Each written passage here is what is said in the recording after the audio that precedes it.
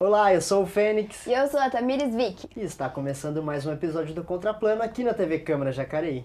E o nosso convidado de hoje é o Vicente Blood, ele que é rapper, escritor e veio contar pra gente um pouquinho do seu livro e um pouquinho também da sua história de vida, dos trabalhos que você também faz com jovens Sim. e adultos, né, Vicente? Seja bem-vindo ao nosso programa. Obrigado, desde já agradeço o convite Aí. e estamos aí para falar um pouquinho. Legal, valeu. Bom, então, Vicente, conta pra gente, você veio trazer o seu livro hoje, Vicente da Silva Júnior, você publicou, né, Blood, o Pastor das Ruas, é isso? Exatamente. Legal, conta pra gente o que você traz na sua autobiografia. Então, minha autobiografia, ela é, como se diz, né? Uma Uhum. autobiografia, o retrato da minha história.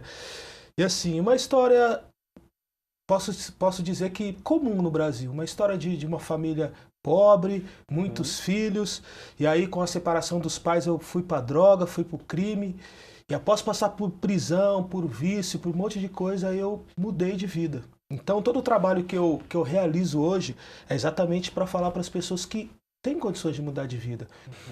A condição que você está hoje não precisa necessariamente ser a condição que você vai terminar a sua vida. E tudo depende de escolhas. E essas escolhas, elas também precisam ser impulsionadas por outras pessoas que acreditam. Porque é preciso investir no ser humano. A Câmara, a política, as escolas, o país, tudo é feito de ser humano.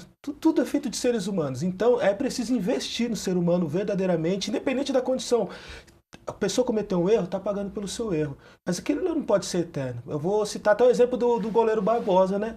Na Copa de 50, que ele ficou massacrado pro resto da vida. Ele morreu se sentindo massacrado por um erro que ele cometeu no gol que tirou o título do Brasil. Mas um erro não pode ser eternizado. As pessoas precisam de uma oportunidade para recomeçar, para refazer, para consertar a rota. É nisso que eu acredito. Foi por isso que eu mudei de vida e é isso que eu continuo passando para frente. E o que é muito difícil acontecer, né? Essa segunda chance aí, É. né? Que muitos discriminam ou não abrem essa oportunidade para as pessoas, né? E é o que você falou, é muito difícil acontecer isso. Você olhar para uma pessoa que está numa situação de risco, ou de vício, ou que está presa, ou que está com algum problema, e olhar para ela realmente com uma empatia, com uma compaixão que vai levá-la a ela acreditar nela mesma. Porque eu acredito que tudo começa aqui, tudo é o pensamento. Então se você conseguir fazer com que as pessoas pensem que elas podem, elas começam a poder. Porque ela pensou que ela pode, então eu posso. Então ela automaticamente ela vai começar a agir, vai começar a pensar, vai começar a imaginar, vai começar a conjecturar e a partir disso ela vai conseguindo. E Vicente, você também pode dizer isso com propriedade porque você já teve essa experiência, né? Sim. De estar desse outro lado, você teve algumas situações na sua vida que fez com que você ficasse preso, né? Foi Sim. com 19 anos? Não. Foram A minha 18? não, a minha história é Conta pra assim. gente, então. Isso foi há 22 anos atrás, foi 21 anos atrás. Eu fui preso porque aí eu já estava viciado na droga e aí comecei a vender drogas também. E um dia eu estava lá em São José, numa favela lá, vendendo droga, a polícia baixou e eu fui preso pela primeira vez. Fui preso pela primeira vez, eu era um réu primário, então com 19 dias eu saí. Saí de liberdade provisória. E como, no geral, o sistema prisional brasileiro não tem a real intenção de regenerar, eu saí já com a minha mente pensando... Nesses 19 dias eu bolei todo um plano para que quando eu voltasse para a favela eu ganhasse ainda mais dinheiro. Foi isso que eu fiz. Voltei, coloquei meu plano em prática, ganhei mais dinheiro, só que isso aconteceu no meio da Copa de 98, quando eu fui preso pela primeira vez. E no final do ano, quase no final do ano, em outubro de 98, eu fui preso de novo. E aí eu já não era mais um réu primário, eu já era um reincidente. E aí, quando chegou em novembro, condenação é geralmente algo que demora, que tem primeira audiência, segunda audiência, acusação, defesa. A minha saiu em tempo recorde. Eu fui preso em 10 de outubro, mais ou menos. Quando foi em novembro, antes do mês de novembro, eu já sabia que eu estava condenado a 6 anos e 100 dias no regime fechado por tráfico de drogas. Ou seja, ali eu passei Natal, Ano Novo, aniversário, eu já sabia que eu estava com essa condenação. E eu cumpri 8 meses de pena, porque em 99, em 6 de junho de 99, aconteceu a maior fuga de presos do país, uma das maiores fugas de presos do mundo em quantidade de presos, onde 430 presos fugiram pela porta da frente da cadeia do Putim. E eu era um daqueles 430 presos correndo. Fiquei 3 dias andando no mato, comendo no mato, dormindo no mato. E vivi esse período assim, vivi escondido pra cá e pra lá. E eu tô tentando, aqui na minha mente, eu fico tentando resumir a história, então é por isso que... Mas tá tudo no livro, né? Tá tudo no livro, então eu também não posso contar muito, porque senão vocês não vão ler o livro, mas é isso. Então eu cumpri 8 meses e fugi de uma condenação que eu ainda tinha 5 anos e alguns meses para cumprir.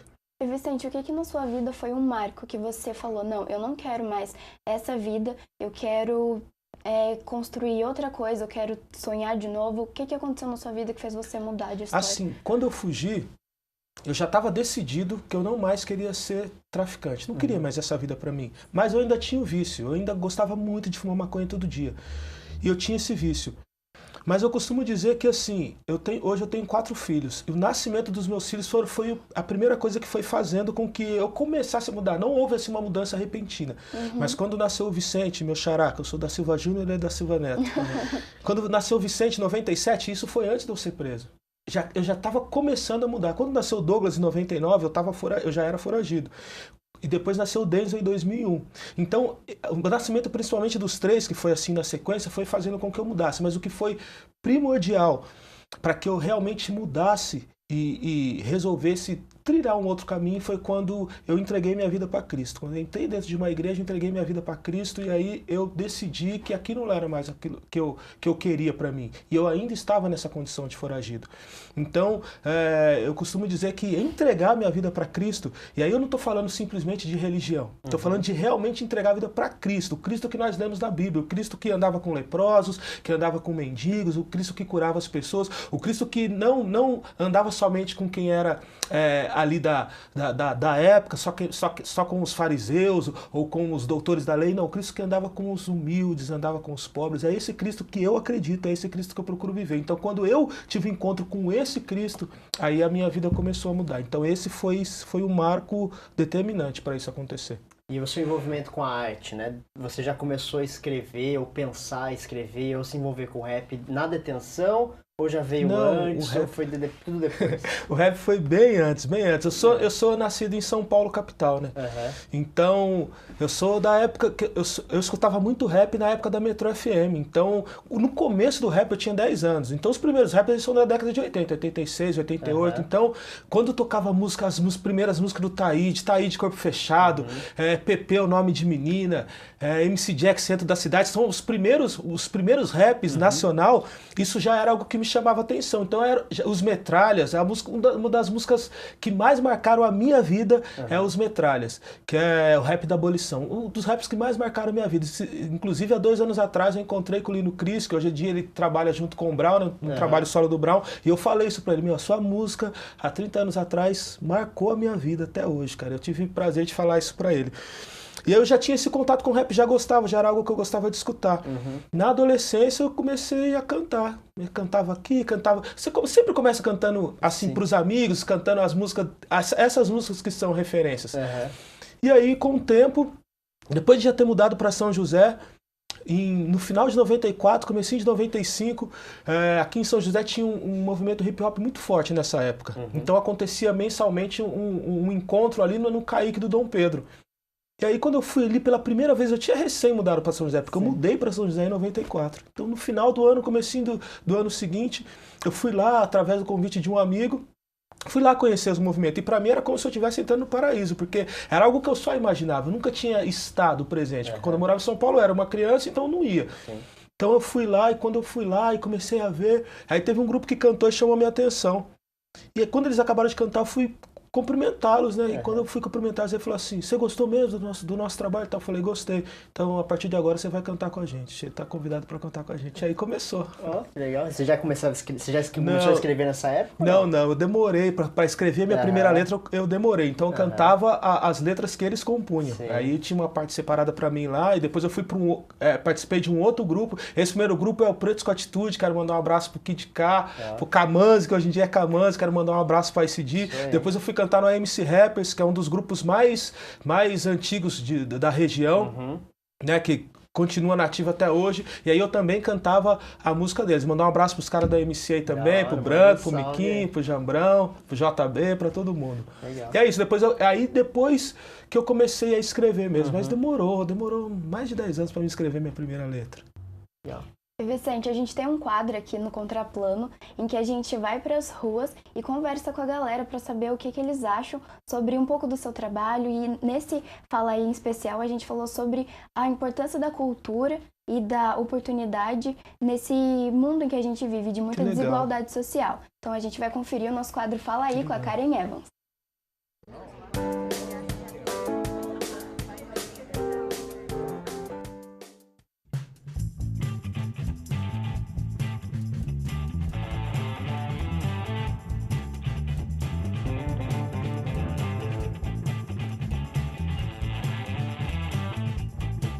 Oi Tamires, oi Fênix. Hoje eu estou aqui no Carlos Porto para conversar com essa galera muito legal. O que eles acham sobre o preconceito e cultura também? Bora lá? Você vê bastante preconceito e desigualdade no país? Olha, eu acho que sim, porque a gente vive uma sociedade, principalmente hoje na modernidade, que existe com certeza uma empatia que falta. Essa parte do preconceito é a parte de como que os filhos também foram criados, sabe? Né, os pais têm muita visão, muitas das vezes não tem muita visão da modernidade, tem muito mais do passado. Então isso acaba gerando, passando para os filhos, uma ideia meio que contrária. Creio eu que aqui na escola já tenha acabado a maior parte dessa questão do preconceito. A gente tenta ajudar, porque a gente fica a maior parte aqui dentro, então a gente precisa disso, né? A gente precisa ajudar uns aos outros e não acabar fazendo bullying ou algum tipo de preconceito com essas pessoas. E mesmo a escola ajudando vocês a criar projetos para acabar com o preconceito e desigualdade, vocês ainda costumam ver alguma coisa acontecendo assim do tipo? Sim, assim, a coordenação faz de tudo, né? A nossa escola faz de tudo, mas os alunos também, né? A gente está tentando ajudar, então a gente vê, mas a gente também tem que colaborar com isso. Então, o que a gente tenta aqui dentro com o que a gente aprende é levar através da nossa expressividade, seja da arte, da escrita, de qualquer forma, levar para fora tudo que a gente vê de errado e tentar mudar isso. Esse trabalho com a criatividade do aluno faz ele tirar um pouco de si essa cultura do preconceito, essa cultura de desvalorizar outras pessoas. Uma vez que a gente expõe os nossos sentimentos, aquilo que a gente pensa, a gente nos livra de tudo aquilo que nos traz mal. E vocês acham que, por exemplo, o meio que a pessoa nasceu ou de convivência, com falta de oportunidades, acha que atrapalha a vida da pessoa, sim? Porque, por exemplo, eu escrevo poesia, sou escritora de poesia. E tudo que eu escrevo é sobre o que eu vivi, sobre o que eu vi meus amigos vivendo em volta de mim. Então, é uma realidade totalmente diferente de uma pessoa que veio, por exemplo, de outra cidade. Tem alunos da minha sala que escutam o que eu falo na sala, né, o que eu leio das minhas poesias na sala, e fica chocado por saber que essa é uma realidade que as pessoas vivem que ela não conhecia. Muitas pessoas, elas escrevem e se expõem de uma forma para elas se sentirem livres, para as pessoas perceberem o que acontece dentro de cada um. A arte, a cultura, ela faz você entender um pouco mais de si mesmo, entender um pouco mais sobre a sociedade que está em volta de você. Eu acho que isso é o fundamental para a sociedade precisa focar um pouco mais na arte, no amor de tudo isso que está em volta. Você acha que falta oportunidade para as pessoas? Falta, bastante.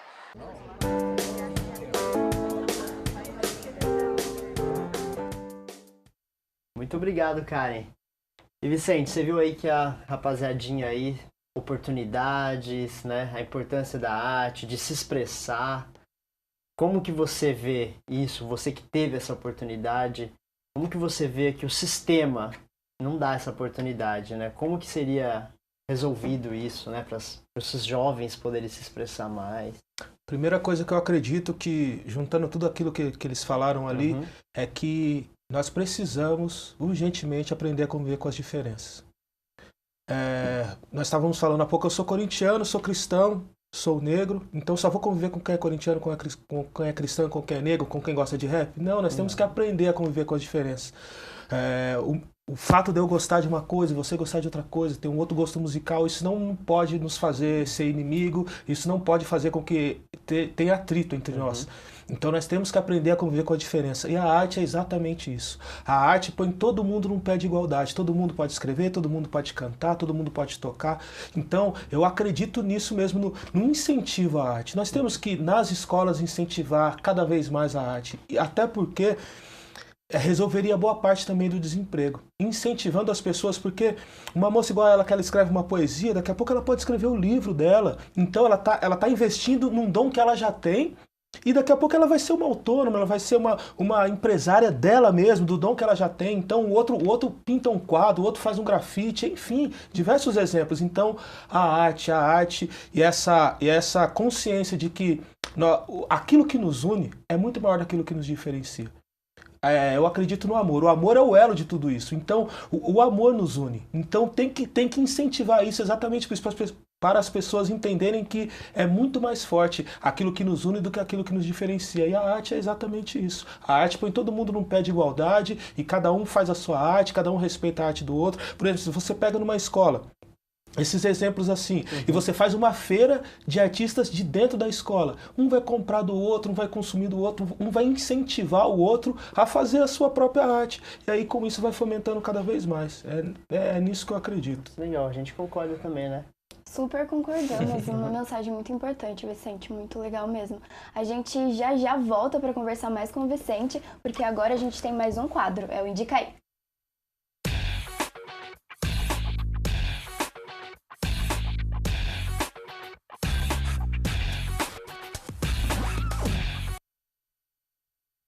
A indicação de hoje é o curta-metragem O Lado Bom da Vida, de 2017, do cineasta jacariense Vinícius Santos. O Lado Bom da Vida conta a história de uma jornalista que precisa descobrir qual o lado bom da vida para um artigo. O filme mostra sua busca e inspiração ao escrever. Às vezes me pergunto, qual o lado bom da vida?